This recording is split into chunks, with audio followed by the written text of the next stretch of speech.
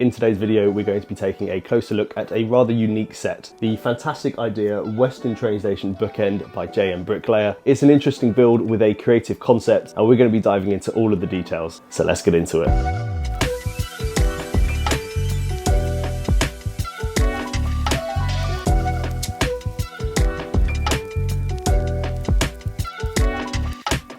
Before we dive into the build itself, if you're like me, you may not have heard of the brand JMBricklayer before, so let me tell you a little bit about them.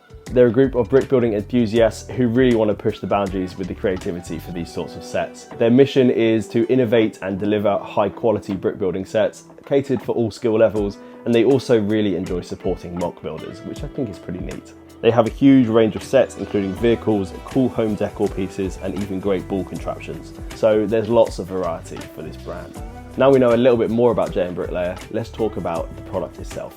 We're going to start with the packaging. The pieces were really well protected, and there's clear multilingual information on the box. It's got the blackout design you often see on sets aimed at adults. However, I did feel that the box didn't quite do justice to the finished product. It feels a bit too digitalized for my liking, but still it's functional and protective, and that's the main thing.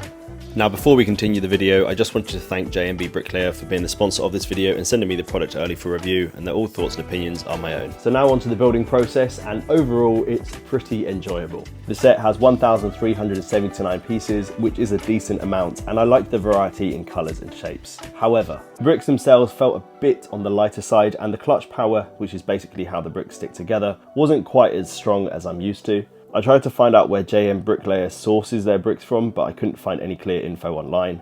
Still, they included some really nice pad printed pieces, although I did notice a couple of them could have used a cleaner finish. When it came to the instructions, it's mostly clear and easy to follow, which is great. They're laid out in a well-structured format, but I did have a couple issues. Some of the colours were hard to differentiate in low light, especially when it came to darker shades. Also, the red arrows could have been a bit more defined in places. This was telling you where to place your bricks, but overall, the booklet itself feels good quality. It's printed on nice paper, so it's easy to flip through.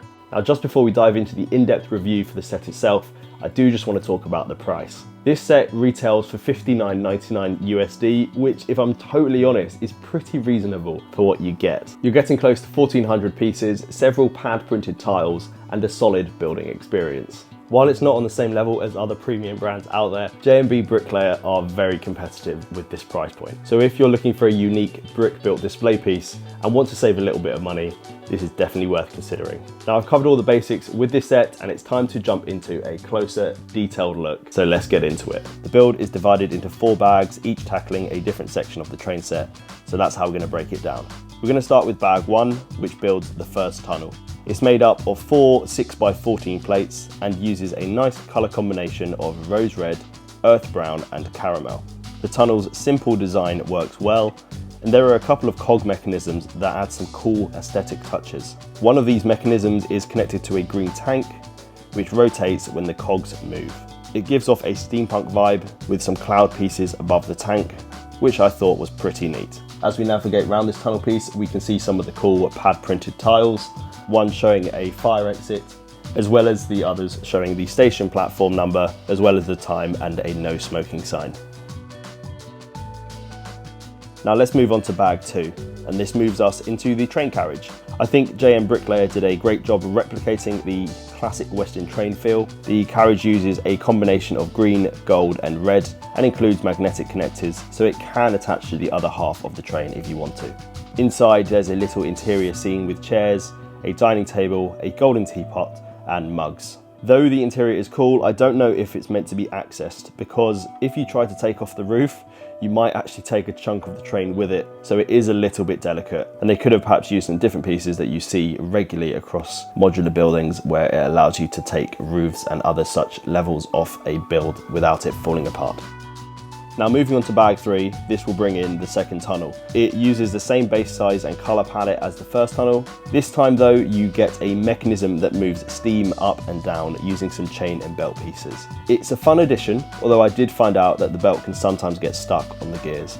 So it just needed a little bit of refining for it to be perfect. I like the effort and the effect that they're trying to create here. There's also a traffic light and a crossing mechanism that you can operate by turning a handle, which lowers the barrier for the train. You can also raise the barrier back up, And then when we look at the top of the build, there's a cool steampunk element using some translucent green pieces. Lastly, I just wanted to show off some of the pad printed tiles within this set. You can see here you've got the JMBricklayer logo. The Joy Makes Brilliance is what the name stands for. It is a little bit faded, but for the most part, you're going to get some decent pad printed tiles.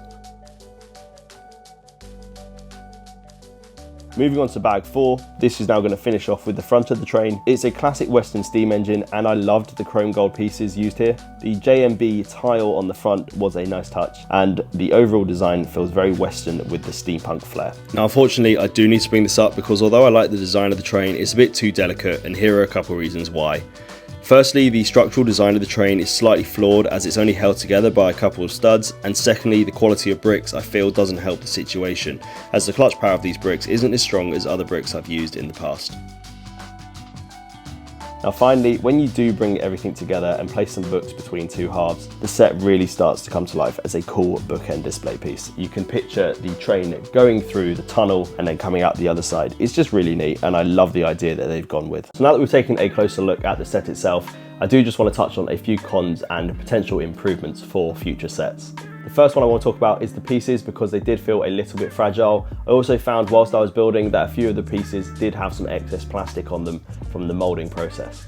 The next part I just wanted to highlight was the play features. I do really like them, I think they're a great idea. However, the gears and the mechanisms within the set were a little bit clunky and they could have been smoother to just allow an easier movement. Following that, I do want to talk about the train design. I do really like it. I think they've done a good job. However, it's pretty delicate and personally I did get frustrated during the build process because I ended up breaking the train a few times. Next, I just wanted to mention the name of the set. I think it's slightly too long. I do understand how it's put together. The fantastic idea section is actually a genre within JMBricklayer catalogue. Under that, they have a number of different sets. So I get the fantastic idea part. However, the Western train station bookend, I think is slightly too long and they could maybe try and shorten that down to just Western station bookend or a train bookend, something like that. Just make it less of a tongue twister.